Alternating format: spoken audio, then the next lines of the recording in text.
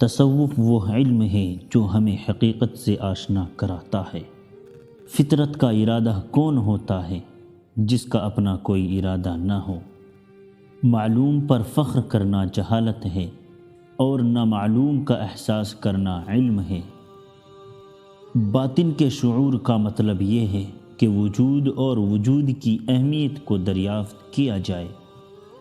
آپ کی زندگی میں آپ کا اتنا ہی کچھ ہے جس سے آپ کا تعلق ہے، ورنہ باقی سارا جو ہے وہ نظر نہ آنے والا نظارہ ہے۔ مخلص بندہ کبھی ظاہر نہیں کرتا کہ میں مخلص ہو گیا ہوں۔ جہاں سے رضائے الہی شروع ہوتی ہے وہاں سے دانائی شروع ہوتی ہے۔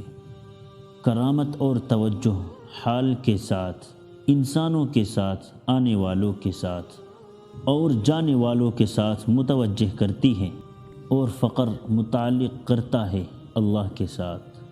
اگر ارادہ مسلمان ہو جائے تو پھر آدمی مسلمان ہو جاتا ہے، اور باطن یہ ہے کہ آپ کا عمل آپ کے ارادے کے ساتھ ہو جائے۔ روح اور جسم کے درمیان جو رشتہ ہے صرف اس کو موت آتی ہے۔ اگر کسی کی اصلاح ہو جائے اور توبہ قبول ہو جائے تو لوگ اس کی غلطیاں بھول جاتے ہیں۔